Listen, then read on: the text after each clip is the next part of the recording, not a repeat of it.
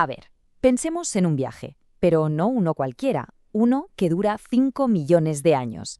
Una auténtica odisea que convierte a una criatura que era básicamente un simio en la especie que, para bien y para mal, hoy domina el planeta. Esa, ni más ni menos, es nuestra historia. Y hoy vamos a meternos de lleno en sus momentos más clave. La gran pregunta es, ¿qué nos hizo ser nosotros? ¿Cuáles fueron esos puntos de inflexión, esos momentos eureka en nuestra evolución que nos pusieron en un camino totalmente distinto al del resto de animales? Esa es la cuestión que nos va a guiar. Así que, venga, vamos a buscar las respuestas.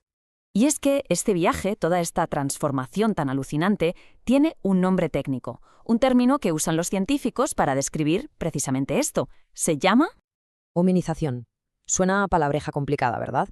Pero en el fondo es la palabra que lo resume todo. Es ese conjunto de cambios lentísimos, graduales, tanto en el cuerpo como en el cerebro, que poco a poco nos fueron separando del resto de primates y nos pusieron en la autopista evolutiva hacia lo que somos hoy. Y para no perdernos en este viaje, aquí tenemos la hoja de ruta. Empezamos hace la friolera de 5 millones de años con el Australopithecus.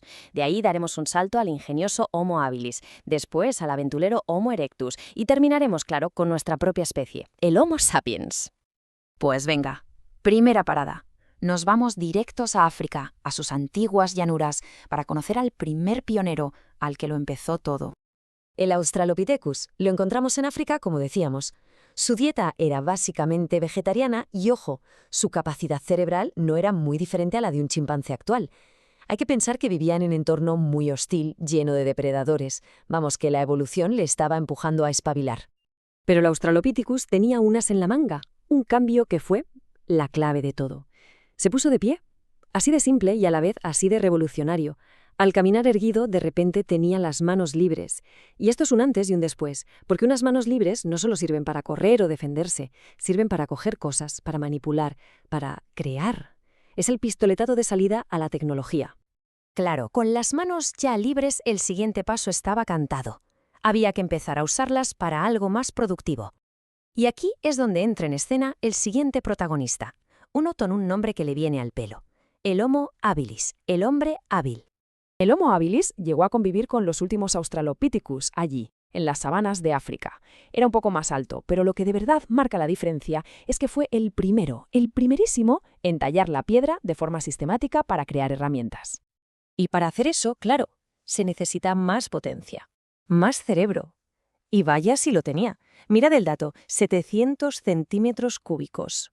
Es un aumento muy significativo.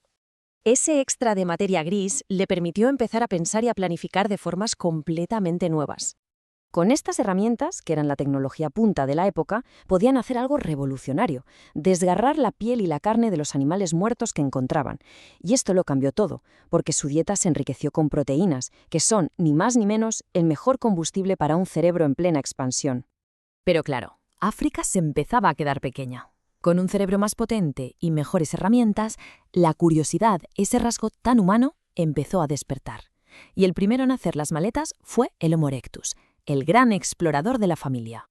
Este ya jugaba en otra liga. El Homo erectus era mucho más robusto, más alto, podía llegar a medir 1,80 m. Y como se ve, no paró quieto. Fue la primera especie en salir de África y expandirse por Asia y Europa, un auténtico trotamundos. Y para semejante aventura hacía falta un cerebro a la altura, y vaya si lo tenía. Ojo al dato, 1.200 centímetros cúbicos. 1.200. Con ese hardware tan mejorado, era capaz de hacer cosas que sus antepasados ni se podían imaginar. Y su gran avance, la innovación que lo cambió absolutamente todo, fue esta: la domesticación del fuego. Controlar el fuego no solo servía para calentarse, cocinar o protegerse de las fieras. Fue mucho más. Creó un centro social, un punto de reunión, el hogar. Alrededor del fuego nacieron los primeros campamentos organizados, la semilla de la vida en comunidad.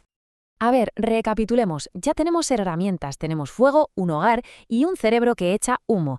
El escenario estaba listo para el último gran salto. El salto hacia nosotros mismos, hacia el Homo sapiens. Y aquí aparecemos, hace unos 40.000 años, con un cráneo ya distinto, más globular y con ese rasgo tan nuestro: la barbilla, el mentón. Y a partir de ahí, a conquistar el mundo. Nos expandimos por todo el globo, siendo los primeros en llegar a todas partes, incluso a Australia y las Américas. ¿Y el motor de toda esa explosión? Aquí está, 1.500 centímetros cúbicos de materia gris. Ya no es un cerebro que solo piensa en sobrevivir, es un cerebro que se hace preguntas, que se pregunta ¿por qué? Un cerebro capaz de imaginar, de crear mundos enteros dentro de sí mismo. Y ese cerebro desató el amanecer de la cultura. Empezamos a desarrollar un lenguaje complejo para comunicarnos de verdad. Creamos las primeras obras de arte en las cuevas. Empezamos a enterrar a nuestros muertos con rituales, lo que demuestra que ya pensábamos en la vida y la muerte. Y nuestra tecnología se volvió mucho más sofisticada, usando materiales nuevos como el hueso, el marfil o las astas. Y así llegamos al final del viaje. Bueno, al final por ahora, porque la historia no ha terminado, ni mucho menos. De hecho, ahora mismo nos encontramos en una encrucijada como nunca antes en la historia de nuestro linaje. Hay que pararse a pensar en esto. De todas las ramas del árbol de los homínidos, solo quedamos nosotros. Somos los únicos supervivientes. Y hemos llegado a controlar el planeta, usando la ciencia y la tecnología para superar nuestros propios límites biológicos. Hemos llegado a salir de la Tierra y a pisar la Luna. Este viaje de 5 millones de años nos ha traído hasta aquí. Somos, en cierto modo, dueños de nuestro destino. Pero como bien dice esta cita, un gran poder conlleva una gran responsabilidad. La evolución nos ha dado las herramientas para crear un futuro increíble, o para no tener ningún futuro. La elección ahora es nuestra.